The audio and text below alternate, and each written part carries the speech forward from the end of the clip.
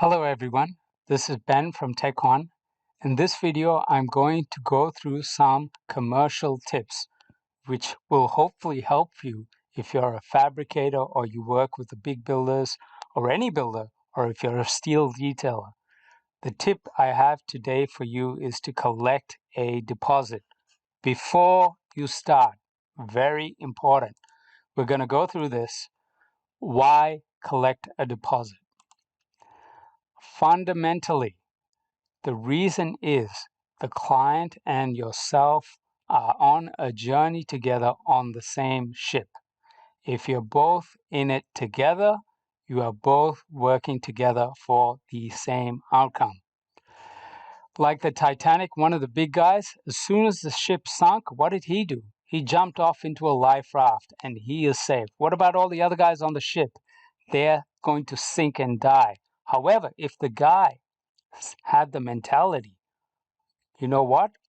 If I order this line, the ship, to steamroll through an iceberg situation, I'm going to die with the ship. It changes the entire mentality if you're on the same ship together. And it's more likely that the project will be successful. So as you commit resources, so should your client. Now we're going to go into some more specific reasons. Number one reason of collecting deposit, it weeds out the clients who don't pay. Unfortunately, in the building and construction industry, there are many people who have this as their business model. They don't pay, they don't want to pay, or they pay whenever they feel like it. So they agree to one thing, and payment goes to a specific date. So they might agree on the amount, but then they pay when they feel like it. That might not work for you if you're not a shareholder in your client's venture. You are most likely a supplier, you're not a shareholder. You need to get paid on a date and to a specific amount. Both of them are important. But if you collect a deposit, you immediately get rid of the clients who don't want to pay anything at all, and there are plenty of them. So that's the first and most important reason. The second reason is you avoid a situation where typically the big builders, they might hold leverage over you. If they owe you a lot of money, you are in a world of strife because they can come to you and say, look, Ben, we owe you $5 million, but actually, I don't want to pay you five. Why don't we negotiate for a lower amount? And because they owe that much over you, what are you going to do? You're in a situation where they hold leverage on you. In other words, they are not on the same ship that you are on. As you progress in the journey, in your committing your resources, so must they also progress. Number three, if you collect a deposit, you can pay your downstream suppliers. And when your downstream guys, your staff, your contractors, when they get paid, who do you think they want to work with? They probably want to work with people who pay and who have good systems. So when you pay your suppliers and your suppliers know that you collect a deposit, that reassures them that when they put their time and really their money on the line, that you are good for your word and that you can yourself pay. Another reason, we've had this in the past. We didn't always collect a deposit. And once we did the job, some clients turn around and tell us, oh, by the way, don't worry about the job. I didn't win the tender, so that job I asked you to do, forget about it. Why do you think they talk like that? They talk like that because they didn't put their own resources on the line.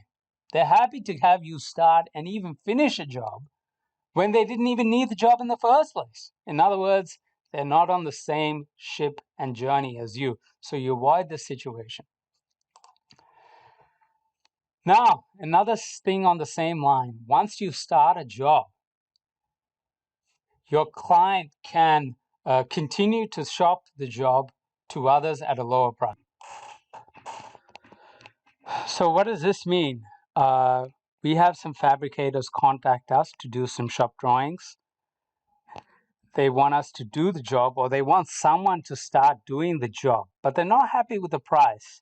So what they'll do is they'll get you to start on the job, and then they'll continue looking for another supplier. Maybe they get a supplier who can do it cheaper a week later. If they get that guy to do it cheaper, then they can say to you, hey, Ben, by the way, you know that job we asked you to start? Don't worry about it. Forget about it. You know why they say that? Because they have another guy. So if you put a deposit and make them pay a deposit, it makes it very difficult for them to continue to shop your job to others at a lower price.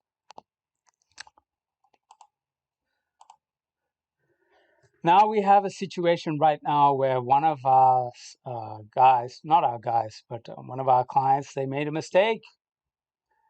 They made a big mistake. Basically, they gave us a package that was obsolete.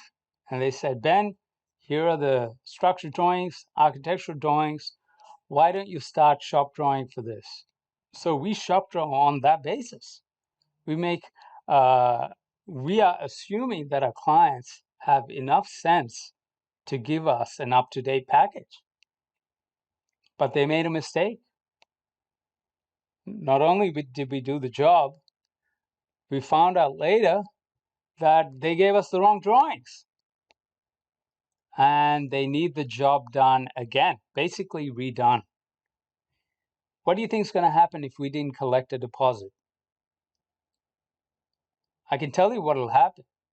This particular client will tell us to get stuffed. They'll go somewhere else. But now they find it much harder to do that because they paid a deposit. They don't want to lose that deposit. Basically, it's a reverse situation of, say, number 3, right? Because now you're on the same journey together. They are incentivized to see the job through. It's much harder for them to walk away because they've already invested. They only need a little bit more to get the job done. Some of you might have objections, but I won't win the job if I collect a deposit. In response, if you're not going to win the job because of the deposit, I'm not so sure you would have won the job anyway. In our experience, it is a complete fallacy. If you ask for a deposit, you'll still likely get the job. And not only that, when you ask for a deposit, your client will think, okay, you probably know what you're doing. So this is a general tip, guys. Please, if you're in the construction game, I would encourage you to take a deposit. I hope this video helps you. If you're a staffer, I hope this helps understand a little bit more about how we operate here. Thank you for watching. For more details, please subscribe to our channel. And you can come to our website, www.tek1.com.au, and that's TEK and the number 1.com.au. Thank you for watching.